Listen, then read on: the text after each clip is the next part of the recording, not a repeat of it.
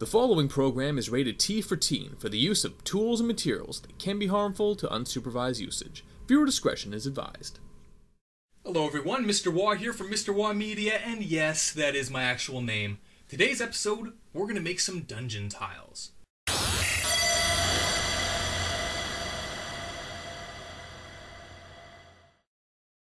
These dungeon tiles are relatively easy to build, and only take about 30 minutes of assembly time.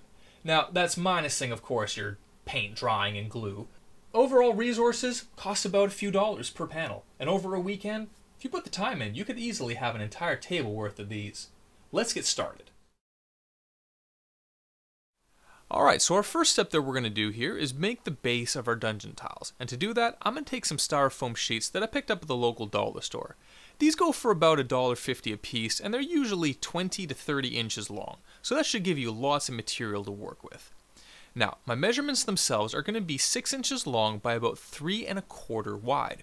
This should give me ample room to make the walls and have enough tile space for the models to move in. Now here's a helpful hint when it comes to actually cutting the styrofoam. Instead of doing one long pull, do several smaller, more shallow cuts.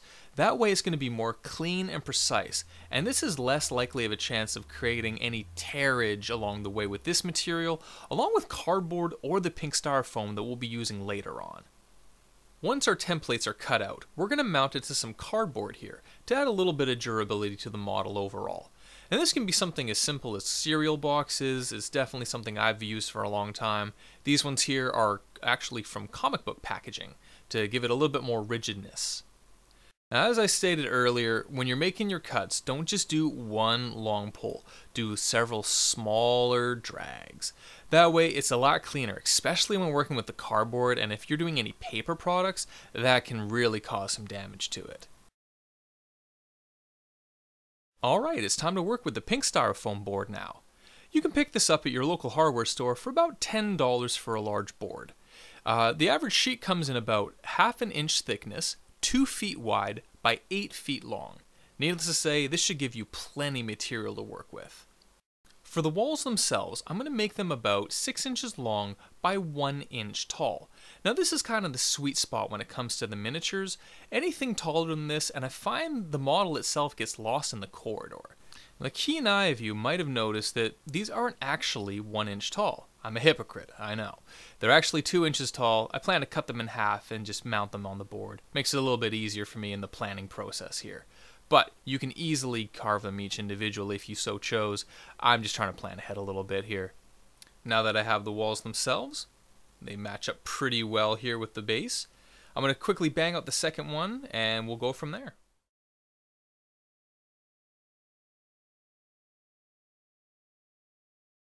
Now that we have our wall segments, it's time to draw the lines into the pink styrofoam.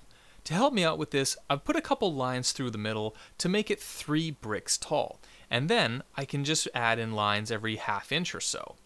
Now while you're doing this, don't be afraid to press in with the pen. Think of it as we're actually carving these bricks into existence, so you can be a little bit firm with them.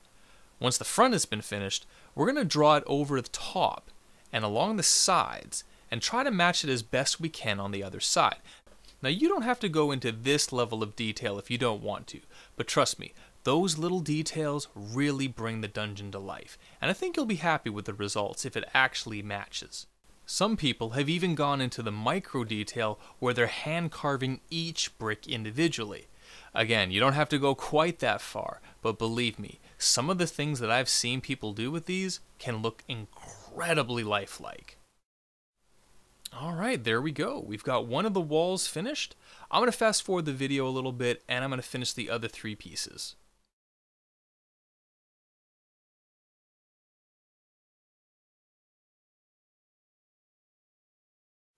Once all of our wall segments are done, it's now time to secure them in place. To do that, you can either use some white glue or I'm going to use the hot glue gun just to speed the process up a little bit.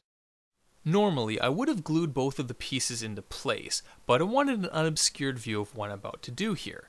You're going to grab yourself some white glue and spread it evenly across the base of the dungeon tile. Make sure you get the glue right up to the crack where the wall meets the base, and don't be afraid if the glue accidentally gets on the wall. It's pretty easy to wipe off. For the next step, you're going to want to have a box to pour into, and you're going to get yourself some sand. You're going to take it and you're going to spread it across the white glue as evenly as possible. I'm now going to attach the second wall panel into place. Like I said earlier, it normally would have been there, but I want you guys to have a more clear view of what it was I was doing with the tile. Once I've shaken off the excess sand, we're now going to mount this dungeon tile to the cardboard, and this will give it a little bit more durability. And just like that, we're finished construction on our first dungeon tile. Huzzah! Now, I'm going to make a second one here. The first tile, we have a very primitive dirt floor. This one, I'm actually going to do a lot more detail, and there's going to be individual tiles across the board. Now when it comes to your flooring, this is really up to you and your own personal design choice. I come from a background of more tabletop wargaming where all your figurines have their own movement value, and you'd usually use a ruler or a measuring stick of some sort to figure out how far you can travel. Whereas if you come from more of an RPG style, everything is already done for you on a grid, and that's how far your figure can move.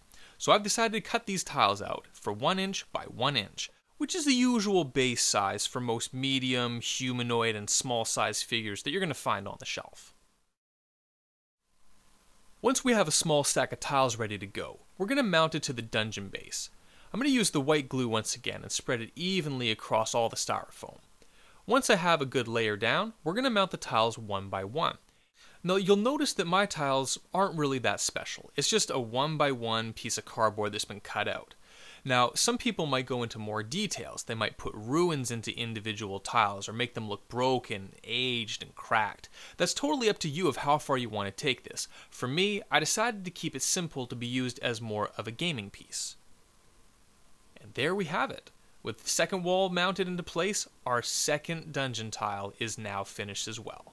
Overall, this only took about half an hour to crank both of these pieces out. And here you have two very different styles. One with the traditional bricks in it, and one with just a dirt cavern floor. It's now time for the fun part of the video. We're going to start painting up the tiles. To do this, we're going to need quite a bit of acrylic paint. You'll want some black, some brown, some white, and some golden yellow. Now most hobby stores will sell these for a couple of dollars, but I actually lucked out and got a majority of this right from the dollar store. Our first step is to lay down a thick coat of primer all over the model. You'll notice I'm laying the black in there really thick, getting in all the nooks and crannies. Some people will like to prime their model using a spray paint. However, I caution against that when it comes to these homemade models. The problem is, spray paint will dissolve the pink styrofoam, and all the work we've put in will be for nothing. If you really want to use the spray paint, there are ways to get around this. If you seal the model in some way, a lot of people will use just regular white glue and put a protective coat on it. Problem is, if you miss any places, that spray paint will get in and it'll start dissolving everything. So use at your own caution. Alternatively, you could use an airbrush. However, I'm not really as familiar with those. I don't actually own one, so I stick to more traditional hand painting. I'll continue to apply primer to the second tile piece, but this will take the longest to dry as we're laying it on extremely thick. Once this is done, we'll start the next phase with working with gray colors.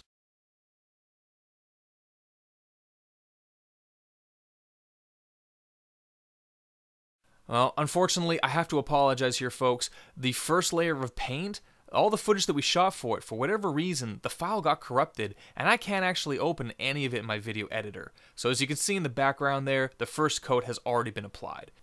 Overall, I don't feel this is too far in the video that's going to make a huge difference. I just want to apologize that we don't have the first step filmed. Now, the first layer of paint was just 3 parts black to 1 part white, in making a darker gray color, and brushed across the entire dungeon tile.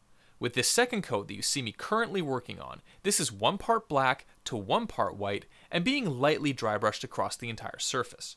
If you're not familiar with the term dry brush, it's where you take your paint and remove almost all of it from the brush so there's only a fine amount remaining in the bristles. With this, you will lightly brush it across the surface, almost like a dusting, if you can imagine, and it'll leave a small amount of the paint behind on any raised surfaces. When done correctly, it's going to make a nice contrast between the raised areas and the darker shadow areas. As you can see in between the bricks where the grout is, it's relatively untouched since we've been doing such a light dry brushing. Now if you do get in there, don't worry about it. We will be going back later on and adding a black wash in between all of the tiles to really enunciate the brickwork. I'm going to finish dry brushing the second dungeon tile piece here, and we're just going to fast forward on to the next step.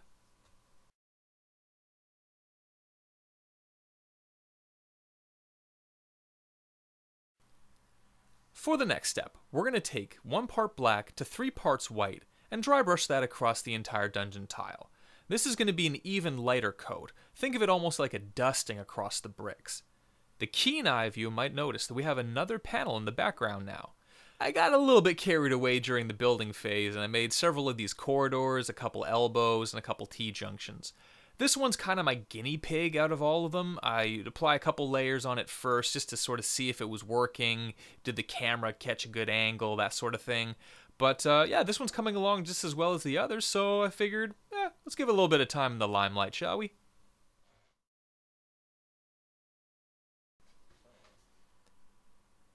With the walls now finished, we're going to move on to the floor. From our first tile, it's obviously the same texture and technique as the wall pieces, so we don't need to worry about that one so much. But for these ones, with the dirt floor, we're going to start with 1 part black and 1 part brown, to kind of make a dark chocolate color. And we're going to slap that pretty liberally across the entire floor piece. Don't worry if you get it on the walls, they can just easily be wiped off if need be. After letting that sit for a few minutes, we're going to do our next coat with some generic brown. This is going to be halfway between a regular brush stroke and doing a dry brush technique.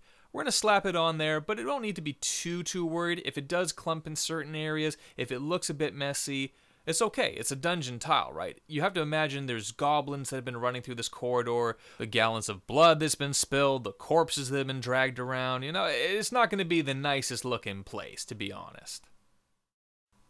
For our next step, we're going to take 1 part brown to 1 part golden yellow to make sort of a golden sandy looking color.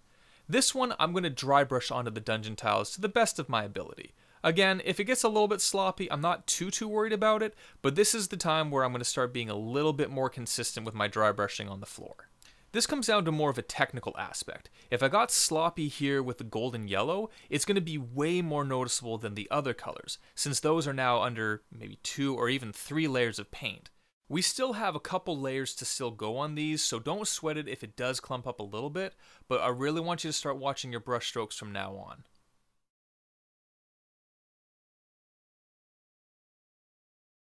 We're going to take what's left of that last batch and add just a little bit of white to the mix to make sort of a light sandy color.